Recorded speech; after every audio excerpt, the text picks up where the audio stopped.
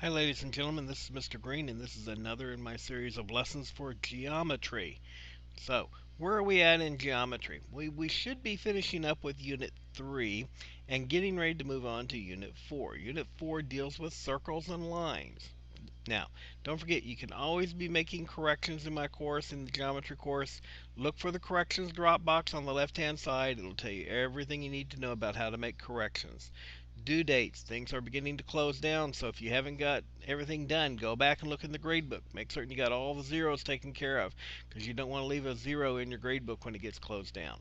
Okay, what we're looking at is a circle. And when we look at a circle, there's multiple ways that we could divide that circle up. One way is that we could just draw a line straight through the circle like this. Well, that line has a name. It's called a secant. Okay? Secant. That simply means a line that goes through a circle and touches the circle in two places. See the two places here? One, two. 2 points of intersection here. Now, secant differs from a chord because a secant goes all the way through and keeps going in both directions. See the arrows at the end?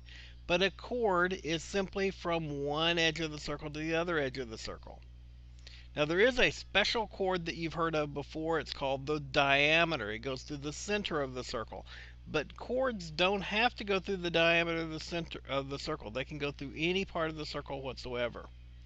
There is one other line that I want to point out to you, and that's this line over here. It's called the tangent line.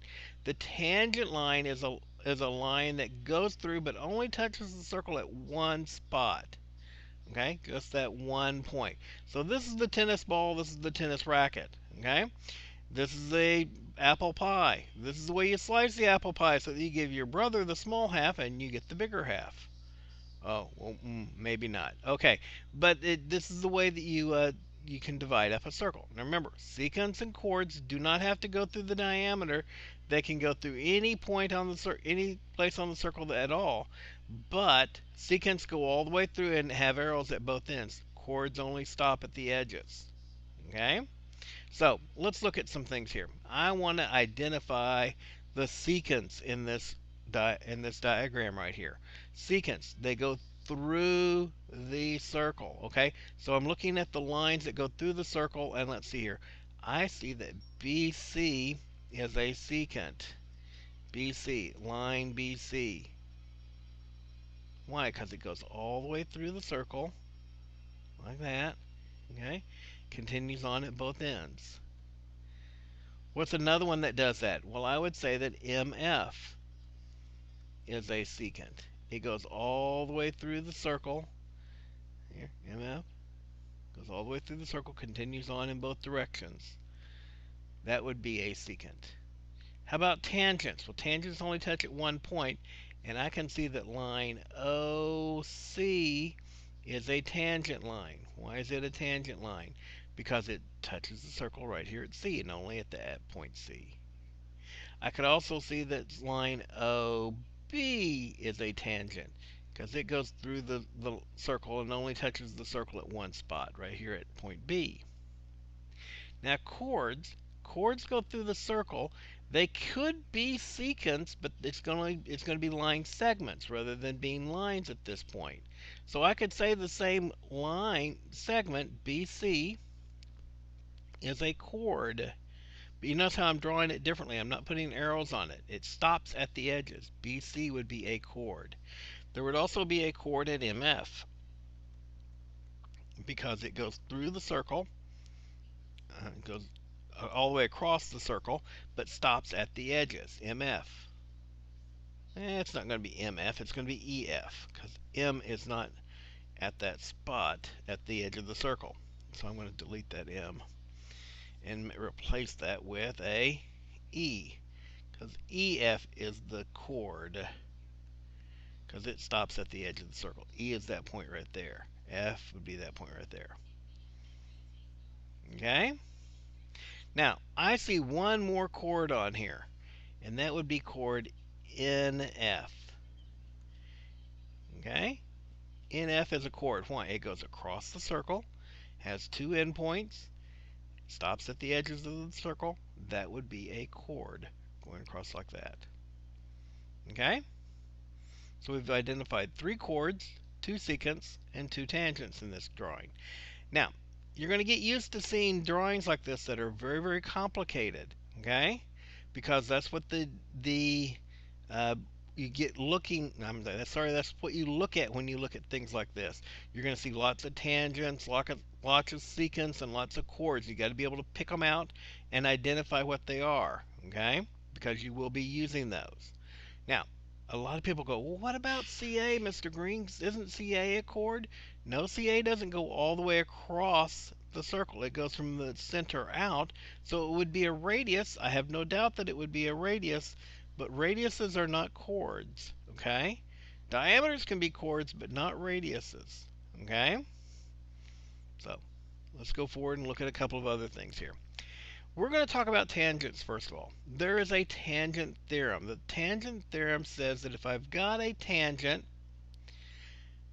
it is perpendicular to a radius of that circle. It doesn't say what radius it is. It just says if you draw a line from the center out to the point of tangency, and the line of tangent here is going through that point of tangency, those two are going to be 90-degree angles to each other. Always going to happen. Now there's a converse to this one that says if you've got a radius and a line that is that goes out goes across the circle and they're perpendicular to each other, then it must be tangent to the circle. Okay? So just letting you know, you can prove that it is a tangent by using the converse of the tangent theorem, or if you know it's a tangent, you can prove that it's 90 degrees in there. Well, how do we use that? Here's an example of how we could use it. If I've got this type of drawing, they're wanting to know, is this tangent? Is this a 90-degree angle right here? They're wanting to know, is that 90 degrees? Well, we know that this angle over here is 29 degrees. Do we know this angle in here? Well, yes, we do, because they're telling me that the arc is 61 degrees. Since this is a central angle going from the central point of the circle out to the edges, this angle in here is 61 degrees. And if you add 61 and 29, you get 90 degrees. And if I look at the triangle that's formed by those 3 points, A, B, and C, I'm going to have 180 degrees there. 180 minus that 90 is going to give me 90 degrees. So yes, this is a right angle. Okay? And that's what this is saying right here. Is it showing you that you know the segment? To know if the segment is tangent, you determine if this is a right angle in here. What you're looking at is the angle A plus the angle C plus the angle B are all going to be equaling 180 degrees. The measure of the arc is 61, so the measure of angle A is 61. 61 and 29 give you 90 degrees. 90 from 180 leaves you 90 degrees. So yes, it's a 90-degree angle. Yes, it is a tangent. See how I used that to get there? Okay. Now this one is the radius and the chord theorem. Okay? This one's telling you if I've got a radius and a chord that goes through there, they can make a 90-degree angle to each other. Okay? When they do this, if they make a 90-degree angle, then the radius that is perpendicular to the chord bisects the chord. That means that this side equals this side. Bisects it. That's an interesting one because then we can use that to do some other things. Here's an example of how we're going to use that one.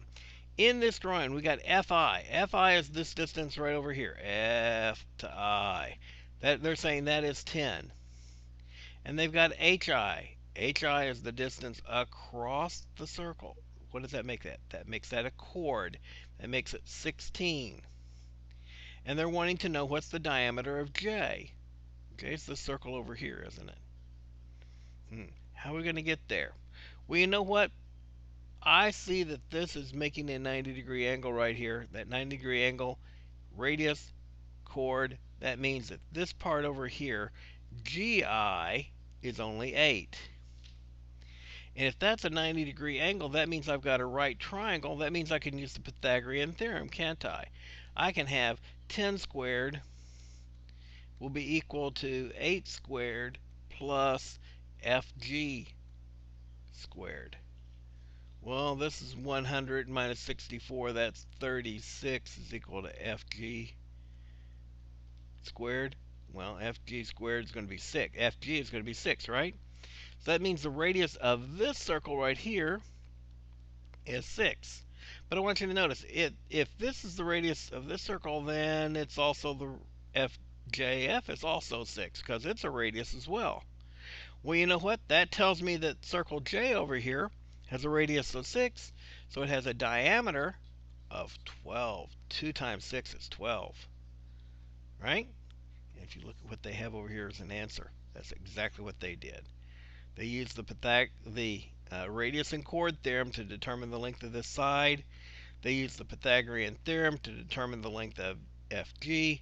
Once we got FG's distance over here, we knew that JF was going to be the same distance. And since we knew that JF was the same distance, we could figure out the diameter because it's twice that radius.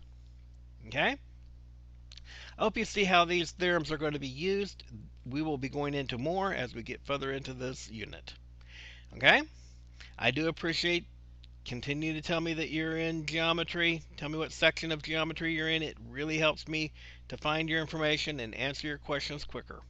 I look forward to talking to you next time.